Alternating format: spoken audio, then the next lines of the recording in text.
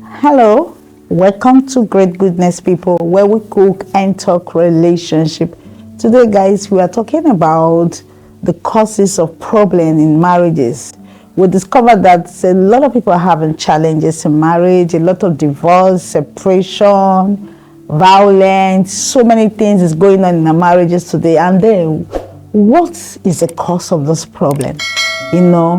I've seen a lot of interviews, I've seen people talking about the causes of problem in marriage. I think we have to start from our foundation. People come into relationship presenting themselves to be someone else, and then so much expectation from the partners because of who you present yourself to be. There's something I used to tell people: you don't just get married and thinking that the marriage has to do with you and your partner. Marriage is a very wide thing. And then people have to know that marriage is a live business thing. It's not like you're doing this business, you are tired, you want to walk away and go to another business, or is a course that you're reading in school. So the person you choose as your partner matters a lot. You don't need to choose somebody because out of pity, out of whatever. You need to know who you are getting married to. If you can know the person you are getting married to, I think it's going to have a way of solving our problem. And then you that is getting married, you need to be sincere. You need to be plain.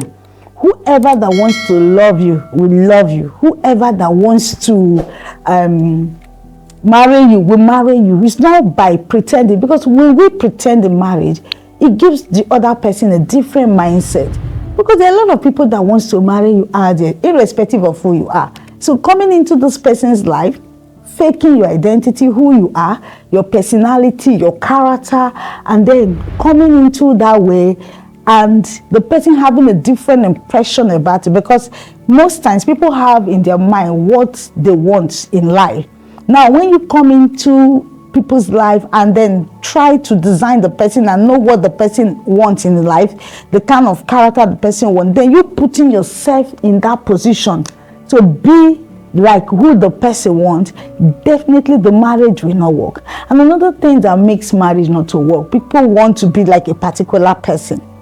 Getting married, looking at the wrong people. And most times people see the wrong people. Like, for instance, social media.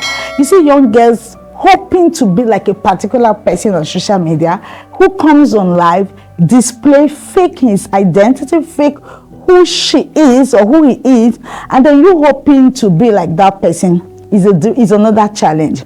So if we want to have a good relationship, a good marriage, we have to start with our foundation. How you meet the person, how you started being sincerity is very, very important. And then, does this person love you enough to be married to? Or you are the one loving this person? In most cases, most especially in Africa, people get married to the person they love so much, not the person that they both love themselves. When you are the one that keep giving, and you are being carried away, you are not noticing that you are the only person contributing to this relationship. You are the only person trying to make the other person to overlove you. You are the only person trying to, show so much concern, and because of so much contribution you are making into that relationship, and the person happened to liking you. But do you ever take out your time and say, if this person genuinely loves me, or is all that I'm giving that is making this person to go this extra mile for me? I want people should understand about this. When you have given and given and given, and this person, you made the person to buy into what you want, definitely when you are married, it's not going to be the same way. And then I don't imagine you getting married to somebody that you don't love. How do you live? Somebody that doesn't love you. Remember that marriage has to do with your life, your destiny, your future children. Putting them into that pain, putting them into that disappointment. People just want to go for it. Like I said something about my past video when I talk about patient. People are not patient, and this goes for the ladies. They look at themselves, they're of married age. Sometimes they look at themselves, oh, this guy, I think he's good. You need time to study this person. I know people can build relationship for a very long time and still fail in marriage. That because they don't still know what they want. So one of the ways to conquer this trouble, divorce, separation, and all those things that is happening in marriage, first of all, you need to know who you are. Secondly, what you want. Thirdly, does this person love me enough? Do I love this person enough to keep this? Fourthly, you need to know if this person is genuine. And it's so painful when you call yourself a child of God or a Christian, then you go into a relationship. Relationship is very vital. Like I've always said in my video, the person you marry determine how far you go in life. I know you have the first marriage, you break out, second, third. I mean, you have kids, look at the children, the pain they are going to go through, to be a single child and parents, raising them alone.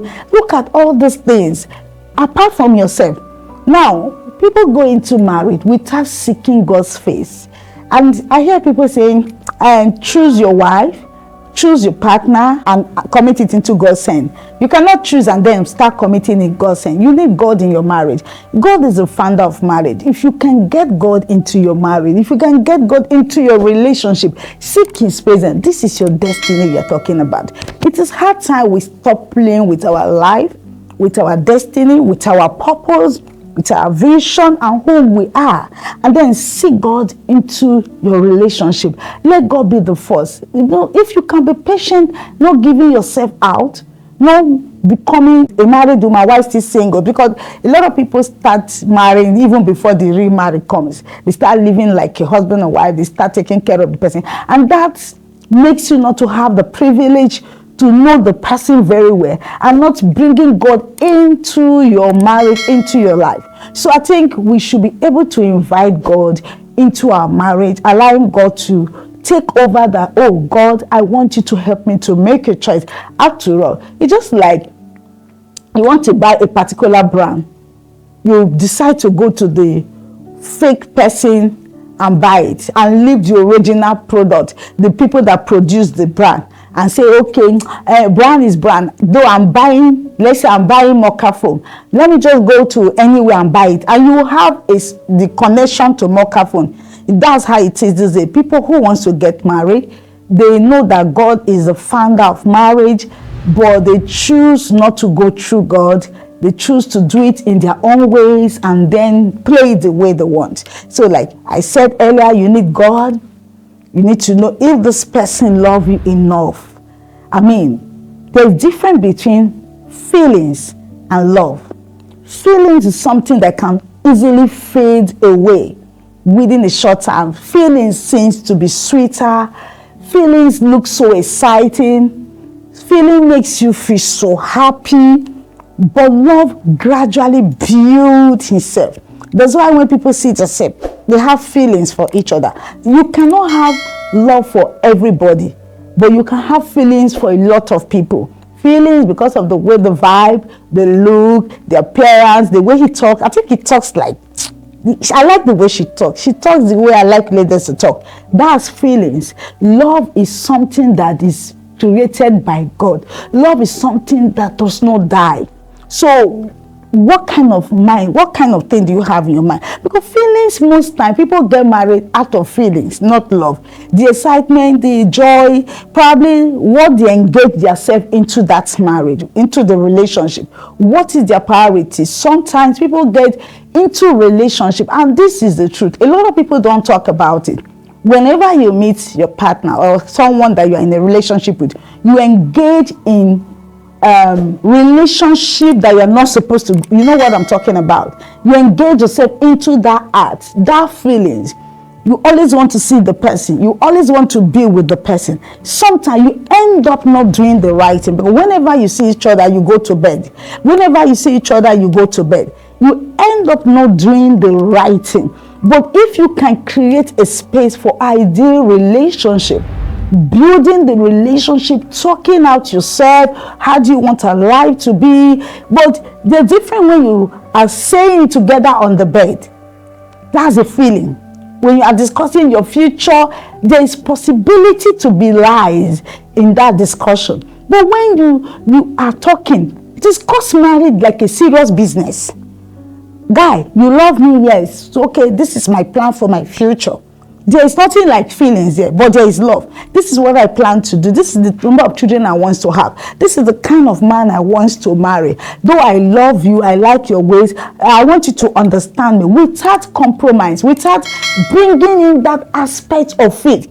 The moment you bring in that aspect of faith, it kills it. Most times, people who engage themselves into those things end up marrying the wrong person. It is happening, and it is still happening. It has happened before.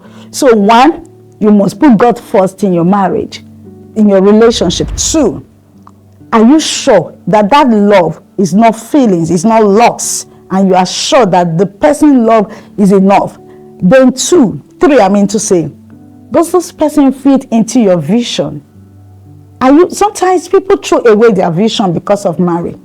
People throw away you see that already before you want to marry, you already have a belief that you are going to be a medical doctor. Meeting a man, a woman, just that feelings that you just throw it away, but it's not going to sustain. It's not going to be too long. You start getting tired because that is not who you are. Then another thing you should look at, I talk about feelings or love, put God first. Does this person fit into your vision, into your purpose? Does this person love you enough for you to give your life? You know, marriage, like when they say give your life to Jesus, you are giving your life to a strange person, a stranger that you don't know. And then you are throwing away all your plans, all your ideas, all who you are. You are just giving it up for somebody else. Does this person want it? But are you sure this person is somebody you can live your life with? And then if you can actually remove that feelings from it, you will know that, oh, this is not the person I can live with.